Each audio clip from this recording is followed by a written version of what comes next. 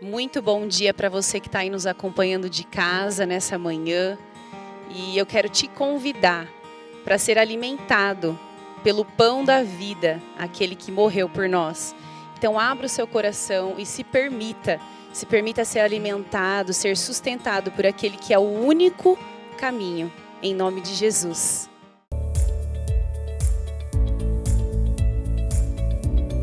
Queridos, este é um momento importante, quando nós demonstraremos diante do nosso Deus um coração generoso e um coração fiel. Para isso, quero ler-lhes um texto lá de 1 Reis 17, a partir do versículo 8, é o texto que fala da viúva de Sarepta.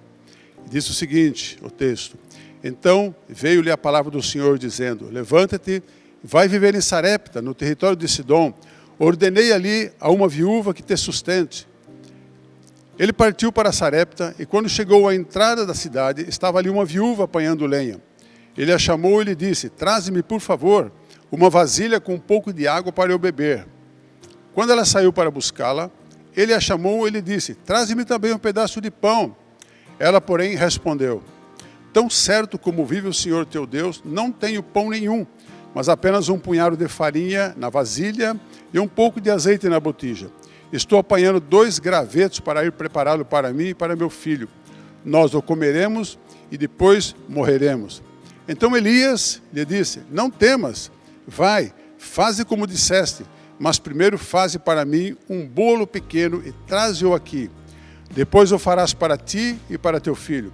Pois assim diz o Senhor teu Deus, o Deus de Israel: a farinha da vasilha não acabará, e o azeite da botija não faltará, até o dia em que o Senhor fizer chover sobre a terra.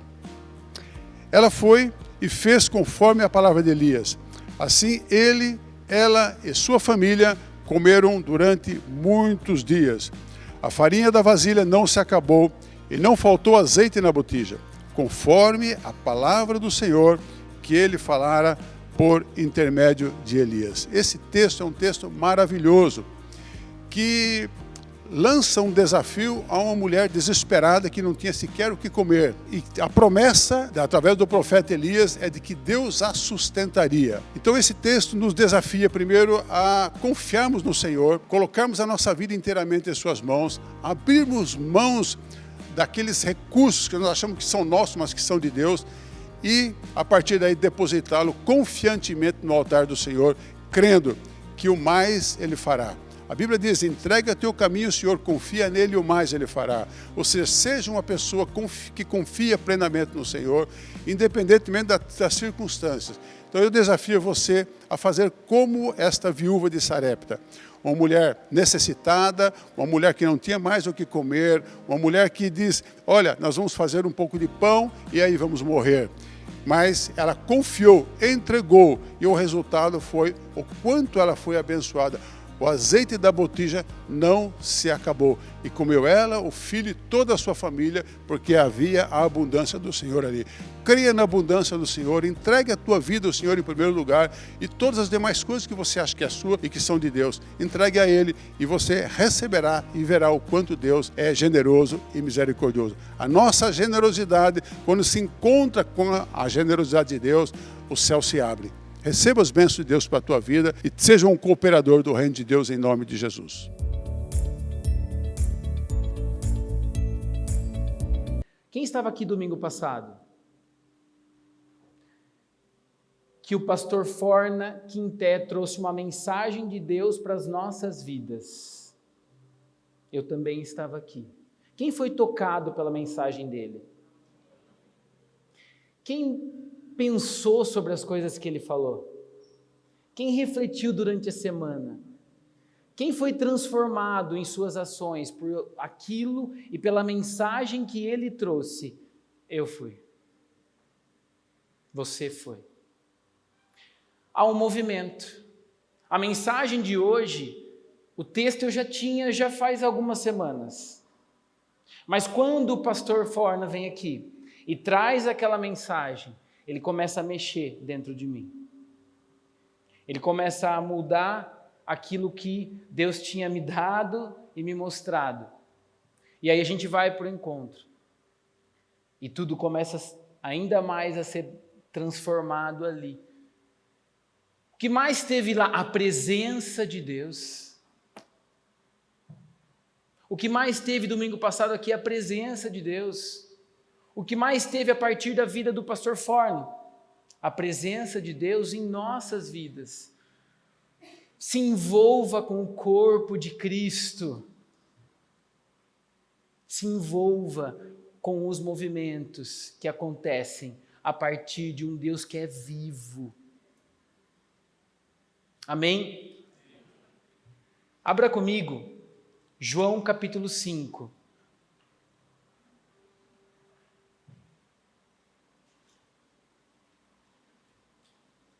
João capítulo 5, eu vou dar um contexto aqui para vocês. Jesus, se você for ler anteriormente nos capítulos 2 e 3, você vai ver que Jesus ele faz o primeiro milagre lá na Galileia. O primeiro milagre dele é feito em Caná da Galileia, onde ele multiplica vinho numa festa de casamento. Caná da Galileia ficava ao norte de Israel, ficava na região norte, ficava numa região em que tinham poucos judeus puros, aqueles judeus, sabe, que se diziam raça pura, mais próximos, estudiosos. Ali você tinha um povo que era mais misturado e alguns gentios. E Jesus faz o primeiro sinal milagroso, Caná da Galileia. Depois Jesus desce e vai até a região de Judeia, onde tinham os religiosos. Eu vou repetir bastante essa palavra, religiosos, religiosidade. Não se incomode, tem tudo a ver com a mensagem. Mas ali havia muito destes, aqueles que estudavam o povo de Deus, entre aspas. E nesse local, Jesus começa a falar e Jesus começa a espalhar ensinamentos, exortação. Ele vai no templo, ele exorta, ele fala, olha, isso aqui é a casa do meu pai, é uma casa de oração, não é lugar para vender as coisas. E ele fala que o templo ele destruiria e depois reconstruiria em 3 dias, um templo que foi construído em mais de 40 anos. Então Jesus começa a espalhar palavras ali diante daqueles religiosos que começam a incomodar eles. Aí Jesus sai da região de Judeia e volta para Galileia. Antes de chegar na Galileia, no meio, na região de Samaria, ele encontra uma mulher, conversa com uma mulher samaritana, que é algo que era muito difícil naqueles dias, um judeu conversar com uma mulher samaritana, e até que ele chega à região da Galileia novamente, onde ele fez o primeiro milagre, e ele volta lá novamente, ele faz o segundo sinal milagroso, que é a cura de um filho de um soldado romano. Como eu falei para vocês, a região da Galileia não tinham somente judeus, mas tinham também gentios, e a cura ali é por filho de um soldado romano, que não era judeu. Segundo sinal.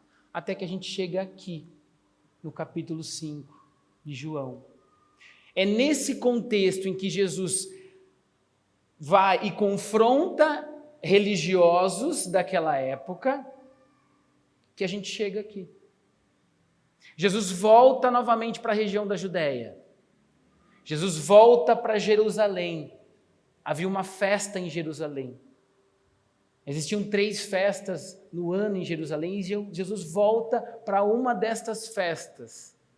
E nessa volta para essa região, diante daquele movimento que ele já tinha bagunçado, os caras já estavam com ele assim, o que esse cara está fazendo aí? Ele se depara com um paralítico. Mas vamos ler a palavra agora, vamos juntos. Capítulo 5, versículo 1. Algum tempo depois, Jesus subiu a Jerusalém para uma festa dos judeus. Há em Jerusalém, perto da porta das ovelhas, um tanque, que em aramaico é chamado Betesda, tendo 5 entradas em volta. Ali costumava ficar grande número de pessoas doentes e inválidas, cegos, mancos e paralíticos. Eles esperavam um movimento nas águas. De vez em quando, descia um anjo do Senhor e agitava as águas. O primeiro que entrasse no tanque, depois de agitadas as águas, era curado de qualquer doença que tivesse. Então Jesus volta e se depara com esse tanque. E não se depara só com esse tanque. Ele se depara também com uma pessoa. Mas antes de falar da pessoa, que significava esse tanque? Esse tanque, havia uma lenda ali.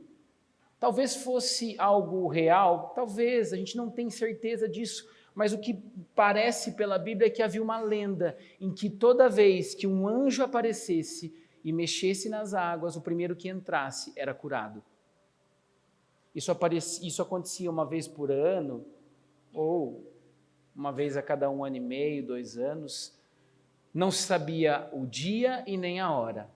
E é nesse tanque que Jesus chega.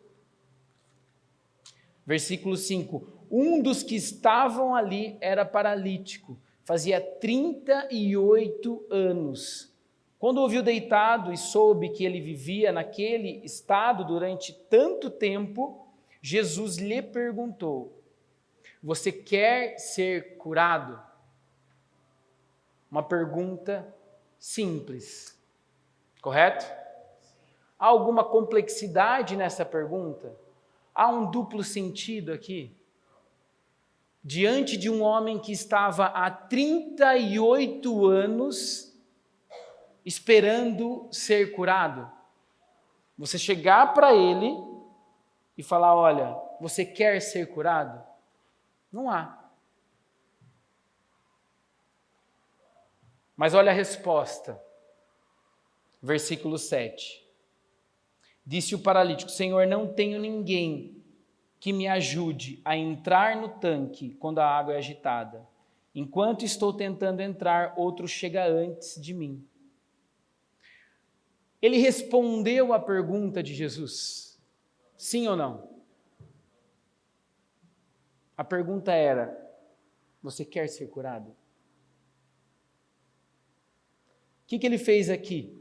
Ele respondeu ou ele deu uma justificativa? Ele deu uma justificativa. Nós encontramos com Jesus. Eu tive um encontro com Jesus. Você teve um encontro com Jesus. E Jesus, ele não vem só diante de nós. Ele muitas vezes ele nos faz perguntas. Ele nos questiona. O que nós respondemos a ele? E como nós respondemos a Jesus? Nós respondemos com uma resposta simples ou nós respondemos com justificativas? Aqui teve uma justificativa. Continua comigo.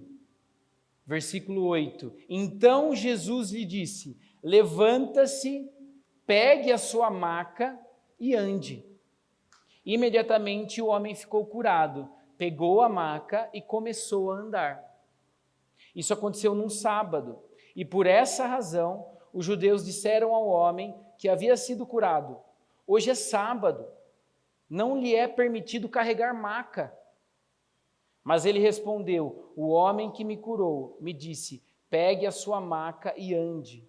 Então lhe perguntaram: quem é esse homem que lhe mandou pegar a maca e andar?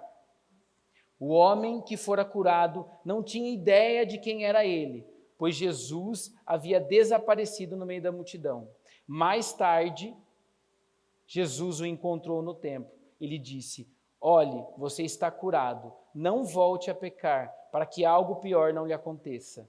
O homem foi contar aos judeus que fora Jesus quem tinha curado. Então os judeus passaram a perseguir Jesus, porque ele estava fazendo estas coisas no sábado. Contexto religioso.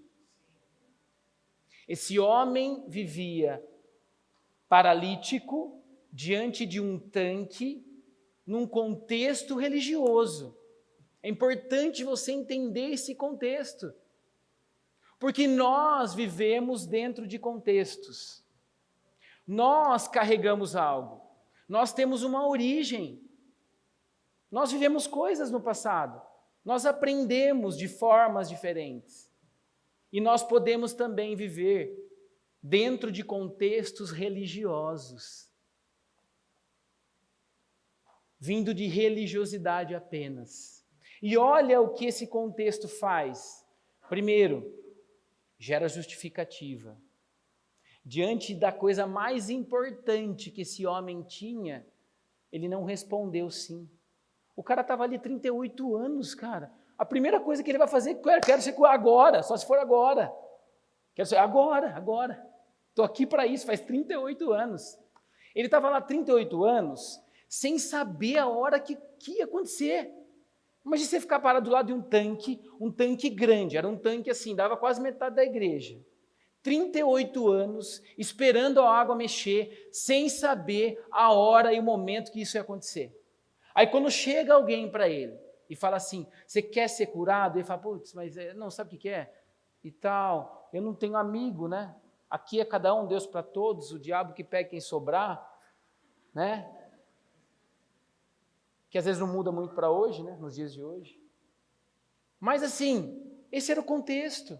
E esse contexto é tão forte que as pessoas olham para o homem, para o paralítico, o que elas falam?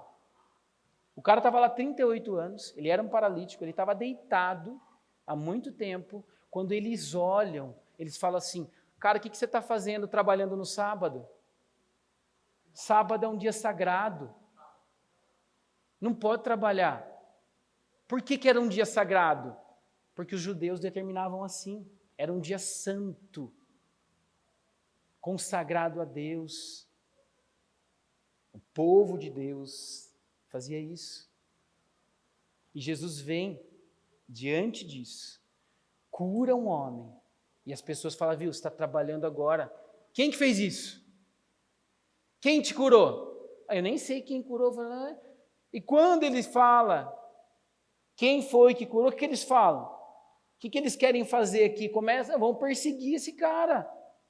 Porque ele está fazendo essas coisas. Curar um homem há 38 anos deitado numa maca são coisas. Esse é o contexto religioso. E esse contexto não é muito diferente do nosso.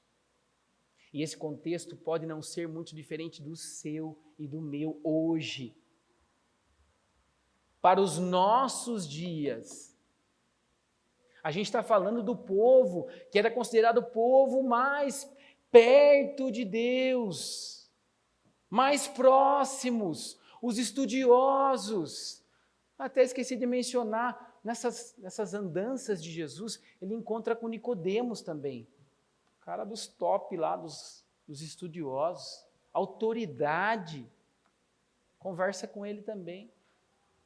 Nas idas e vindas de Jesus. Esse contexto pode ser o nosso. Você pode carregar isso. Você pode estar diante de tanques há muitos anos.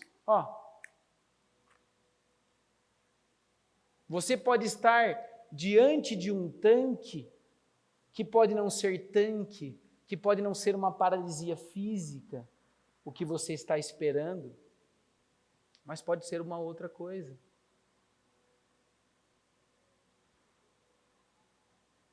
Mas Deus mesmo assim faz. O que acontece com esse homem? Mesmo ele não respondendo, Deus faz. Deus cura. Assim como Deus faz em nossas vidas. Deus nos cura, Deus nos toca, Deus mexe conosco, Deus nos transforma. E isso é tudo? Não é tudo. Não é tudo. Porque a gente pode se tornar religioso a partir disso. Deus nos dá paz. A gente pode se sentir amado. Mas isso é tudo, não é tudo. Sabe por quê? Porque Deus não quer para nós religiosidade. Deus não quer somente que nós, diante dEle, venhamos a pensar assim, olha, eu sou amado, eu estou bem, beleza. Sabe por quê? Natália, vem aqui, rapidinho. Olha isso daqui, ó. A Natália é minha esposa, linda, né? Garantia a noite, né? As noites. Presta atenção aqui. A gente vai sorrir e você vai tirar uma foto nossa. Uma foto, não precisa pegar o celular não é para tirar foto não. Você vai tirar uma foto, como se estivesse tirando uma foto dessa imagem. Olha e sorri. Tirou a foto? Vocês tiraram a foto? Beleza, obrigado. Né?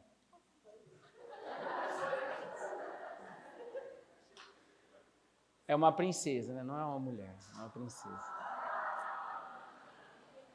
Não posso perder a oportunidade. Mas o que vocês viram aqui? Eu falei, tira uma foto. O que vocês viram aqui? O que você viu aqui, Letícia? Um casal triste. Vocês viram um casal sorrindo. Um casal feliz. Se vocês olhassem para essa foto, o que vocês iriam dizer? Deste casal que estava aqui. É um casal feliz. Tá tudo bem? Tá tudo bem. Tá tudo ok. Vocês viram uma imagem parada. Vocês viram uma coisa paralisada. Isso não quer dizer nada. Isso que a gente viu aqui é a religiosidade. A religiosidade é assim. A religiosidade é o que está por fora. Eu posso viver religiosidade com ela, junto com ela, e mostrar para vocês ser um casal lindo, e sorrir para todo mundo, e ter comportamentos como os comportamentos dos religiosos da época, e viver somente religiosidade. O que faz diferença, que eu falei para vocês? É tudo? Não é tudo. Sabe por que não é tudo? Porque Deus, Ele não quer fazer da gente homens e mulheres empalhados. Sabe o que é empalhar? Empalhar é você pegar um animal ou um ser humano que morreu e deixar ele vivo, entre aspas, parado, morto, mas lá, sorrindo, com a pele normal, paradinho lá. Isso aí chama taxidermia. Taxidermia é a técnica para você pegar um corpo humano ou um animal que morreu e empalhar, para que ele fique eternamente ali paradinho, sem que ele venha se deteriorar. É isso que Deus tem para nós? Mas Ele gosta da gente. Quem que faz isso? Quem que usa taxidermia? Bota na tela aí, esse é o tema nosso de hoje. É o tema da mensagem. Para que você não esqueça. Quem faz isso? Eu tenho um animal, eu amo ele. Aí ele morreu. Eu quero ter ele para sempre. Eu vou lá, empalho ele. Aí eu fico lá admirando ele, tá bonitinho lá, tal. Eu amo ele. Eu quero ele para sempre. Mas ele está vivo? Ele está morto. Ele está morto. Tem até uma série, eu esqueci o nome da série, é bem pesada, nem falar o nome da série, mas eu com a Natália a gente assistiu, em que o filho tem uma relação deturpada com a mãe, ao ponto dele chegar e matar a mãe dele e empalhar a mãe dele, para que a mãe dele fosse somente dele. E ele guarda a mãe dele, aí ele tem sempre contato com a mãe dele lá empalhada. Ele ama ela, e ele quer ela para sempre. Não sei a relação que você construiu com Deus. Não sei se você entendeu um dia a mensagem e falou, nossa, existe um Deus, que legal, que bom, fico feliz. Existe um Deus que me ama, tal, Deus me curou, que bom, graças a Deus. E parou por aí. Eu não sei se é isso, mas o que eu sei é que esse contexto aqui tem algo que pula desse contexto. Que quando Jesus fala que levanta-se, pegue sua maca e ande, ele não está falando somente para um homem ficar em pé, que era aleijado. Essa palavra levante-se, o significado dela é venha a vida. Venha a vida. Você está morto, vive. Levante-se aqui, não é somente homem, paralítico, fique em pé. Levante-se aqui, saia da morte para a vida. É esse o significado. Aparentemente ele estava curando, mas o que Jesus está falando ali é: você, através da cura, eu te trago a vida. Você está morto, vem a vida. Vai para o versículo 21, você vai entender isso. Pode parecer maluco, mas você vai entender agora. Versículo 21. Pois da mesma forma que o Pai ressuscita os mortos e lhes dá vida, o Filho também dá vida a quem Ele quer. É isso. É o mesmo significado do Pai ressuscita, é levante-se. Saia da morte e vem para a vida. É isso. O que Ele tem para nós é algo que se chama vida, e vida abundante. E vida que gera vida, que produz vida. Vida de conexão com o Pai. O que Ele tem para você é vida de conexão. O que aconteceu em Gênesis 3? Gênesis 3 é a perda da conexão do homem com Deus. Se você for ler depois, você vai entender lá que há um rompimento. O pecado rompe a conexão nossa com Deus. A partir disso, não é sobre assim,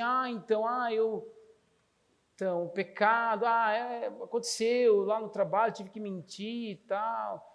Não é sobre isso, isso é um detalhe. O mais importante há uma desconexão, há um rompimento, e eu estou distante de Deus, eu estou separado. O que Jesus vem fazer é conectar, aí vem gerar vida. Então quando eu falo vida, eu estou falando vida conectada com o Pai. Não é vida todo mundo tem. É vida em conexão. Porque em conexão com o Pai, o que acontece? Que Jesus faz aqui? Jesus veio também para dar a vida. Levante-se. Deixe os tanques de lado. Às vezes nós estamos olhando somente para aquilo que a gente precisa, somente para o que Ele fez, e o que mais Ele quer fazer, gerar vida. Por que eu pedi para a Luciana vir aqui, o Fernando? Não só porque, como eu falei, para contar o que aconteceu um pouquinho, mas porque Deus gerou vida, gerou conexão com Deus na vida deles, individualmente como casal. Eles foram para o encontro. Mas nesse encontro, Jesus falou para eles assim: levante-se. O que o pastor Forna veio aqui trazer aquela mensagem semana passada? O que ele veio trazer aqui para nós? Ele mora, ele veio, ele é africano, ele veio de Guiné-Bissau, ele veio da miséria, ele nasceu num lugar pobre, que não tem expectativa nenhuma, e ele saiu desse lugar. Ele estudou em Brasília, ele se formou, a gente conversou com ele depois, eu fiquei impressionado com tudo que eu ouvi dele. Não dá para a gente ficar falando aqui, mas eu fiquei impressionado com tanto de vida que tem nele, capacidade intelectual, sabe? Mesmo saindo de onde ele saiu. Mas o que ele mais veio trazer? Qual a mensagem principal para mim? Eu estava e nasci na miséria, eu saí da miséria, eu fui estudar num lugar cheio de coisas. Ele falou que o Brasil tem tudo, aqui vocês têm tudo, tem muita comida, tem abundância de tudo. E aí o que ele fez? Ele ficou aqui no Brasil, comendo do bom e do melhor? Ele podia ter ficado aqui. O que ele fez? Ele volta para lá. Ele volta para lá para quê? Para gerar o quê? Para gerar vida. Porque ele não só teve um encontro com Jesus. Ele não teve só um encontro. Jesus injetou vida nele. Ele se conectou com o Pai. E quando ele se conectou com o Pai, estando no Brasil, ele falou assim: eu não posso ficar aqui, eu tenho que voltar lá. Tem gente morrendo lá. Tem gente desconectada do Pai. Tem gente que precisa do Pai. E aí eu falei: o que eu estou fazendo? O quanto de vida e não morte, quantos movimentos que nós estamos tendo. Quantos passos nós demos essa semana? Olha o movimento dele, por escolha, mas com certeza, porque houve uma entrega. Se você continuar lendo, o versículo 25 diz o seguinte, Jesus está falando ali, está tentando fazer com que aquele povo entendesse a mensagem que ele trazia. E ele fala assim, versículo 25, eu lhes afirmo que está chegando a hora, e já chegou, em que os mortos ouvirão a voz do Filho de Deus, e aqueles que ouvirem viverão. Não é gente que está morta e vai ressuscitar, querido. São pessoas que estão vivas, você está vivo fisicamente, o que ele está trazendo aqui é uma vida espiritual, aquela vida eterna, sim. Mas não é só sobre vida eterna. É sobre estar em você, o Deus Criador, e que faz e vai fazer através de você sinais. Isso aqui não era só um sinal milagroso. Isso aqui era um sinal profético. Era um sinal profético. Saia da morte, levanta. Esse povo está morto. Isso é religiosidade. Não é isso que eu tenho para vocês. O que eu tenho é conexão. O que eu tenho é ouvir a voz do Espírito, ser usado com as suas qualidades, ser usado da forma como que Deus te fez, ser usado com a história que você teve. Sim. Ser usado quando você pegar a sua maca, depois de Deus te curar, transformar, te dar paz, Pegar a sua maca e as pessoas chegar perto de você e falar assim, nossa, você é o quê? Virou crente agora? O que está acontecendo? Assim, isso aqui é sobre vida. Você quer entender isso daqui? Pega a sua maca, querido. Não esconde ela não. Não deixa ela lá. Jesus fala assim, ó, levanta-te, mas pega a sua maca. Pega a sua vida. Pega o seu passado e caminha. E vai para a vida e carrega com você tudo que você tem. Quem é você hoje? Porque as pessoas chegarão diante de você com os olhos tampados e você vai abrir os olhos dela. E você vai ser usado para que mais pessoas se conectem com o Pai. Essa é a mensagem. Não é sobre taxidermia. Palavra feia, né? Mas eu oro a Deus para que você nunca mais esqueça.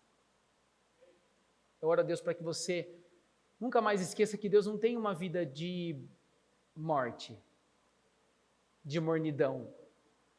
Você está aqui hoje porque Deus quer injetar em você. Quer injetar em você o Espírito Santo de Deus. Quer produzir milagres, prodígios. Quer levar você a lugares distantes para construir escola, para evangelizar, para curar. É isso que ele está tentando explicar aqui. E hoje é um dia de ceia. Hoje a gente vem ceiar. É um dia especial. Mas a gente faz isso todo mês. Todo mês a gente pega o copinho e pega a bolachinha seca, toma, e come. Todo mês a gente faz isso. E por que a gente faz isso? Vamos ler.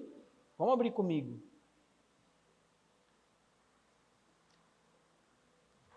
Lá em João mesmo, não precisa nem abrir, só dá uma folhadinha aí, ó, vira uma página. João 6, versículo 53. Jesus lhe disse, eu lhes digo a verdade, se vocês não comerem a carne do Filho do homem e não beberem o seu sangue, não terão a vida em si mesmos. Como que eu poderia fazer a ceia antes da palavra? Não tinha como. Não tinha como fazer a ceia antes da palavra. Porque Deus me trouxe esse versículo para fazer a ceia. Jesus diante do povo religioso, mais uma vez, ele vem e ele falou várias coisas, Então eu sou profeta que Moisés enviou. Aí o povo já começou. Profeta que Moisés enviou? Tá, tudo bem. Eu sou o rei semelhante a Davi. Rei semelhante a Davi? Está começando a complicar. Mas tudo bem, vai. Eu sou o Messias. Messias? Também é o Messias? Sim, eu sou o Messias. Bom, tá, tudo bem. Eu sou o Messias que veio para o mundo inteiro, não só para os judeus. Para o mundo inteiro? Então tá. Então o Messias veio para o mundo inteiro, não só para a gente. Eu sou o Cordeiro que tira o pecado do mundo. Também é o Cordeiro. O leão veio em formato de cordeiro. Legal. Bom, tá difícil. Eu sou Deus. Você é Deus também. Está ficando mais difícil ainda. Imagina os religiosos ouvindo isso aqui dele. E aí ele chega e fala, você tem que comer a minha carne. Não dá mais. Aí não dá. Falar que você é Messias, que você é o Deus, agora falar que tem que comer a sua carne. Aí também não dá, Jesus? Por quê? O judeu, qual era o contexto da religiosidade da época ali? O judeu não comia carne com sangue. O judeu não comia carne com sangue. O judeu, até hoje, o judeu ortodoxo, ele drena o sangue para comer a carne. Em Gênesis, capítulo 9, A palavra diz, não coma carne com sangue. Então o judeu não comia carne com sangue. Era uma prática que ele não fazia. E aí vem o cara falar tudo isso daí e ainda fala assim, come a carne. Ah, cara, assim não dá. Os caras vão sair da igreja. Tipo, o pastor Hugo falando para mim, os caras vão sair da igreja, assim não dá, velho. O que aconteceu depois que ele falou tudo isso daí? Se você for lá embaixo, versículo 66, daquela hora em diante, muitos dos seus discípulos voltaram atrás e deixaram de segui-lo. O cara viraram as costas, não dá, cara. Aí do cara fala para a gente comer a carne. Acho que Pedro chegou para ele e falou assim, ô Jesus, está pegando pesado aí, né? É um símbolo, né? É claro que é um símbolo. Era um símbolo. Não era sobre comer carne. Era óbvio que era um símbolo. Era simbólico comer a carne.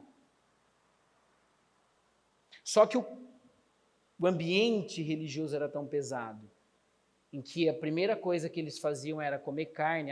Tá, mais essa. Você vem com mais essa. Então comer a sua carne. Comer carne e comer carne humana, né?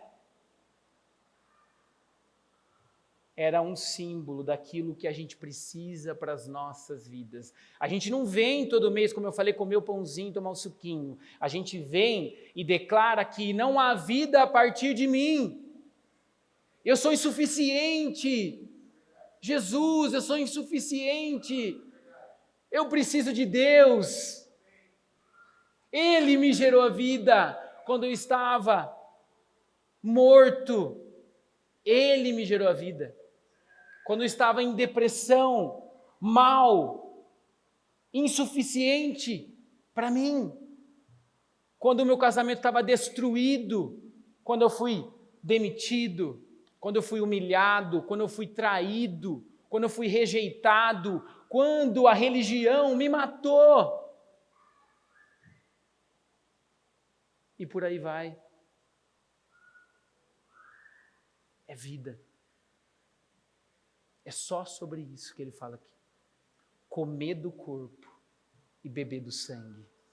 Declarar, eu não sou suficiente em mim mesmo. Eu preciso do Senhor. Eu preciso dele. Eu preciso comer desse corpo, beber desse. Eu preciso gerar vida em mim. Quando gera vida em mim, vida passa através de mim. É só sobre isso, querido. A mensagem de Jesus é só sobre ela. A Bíblia aponta só para Jesus. Porque quando ele vem como homem, quando o Deus, o eu sou, vem como homem de carne e osso e anda conosco. E morre por nós, e derrama o seu sangue, ele vem mostrar que é só através dele, que é só por ele.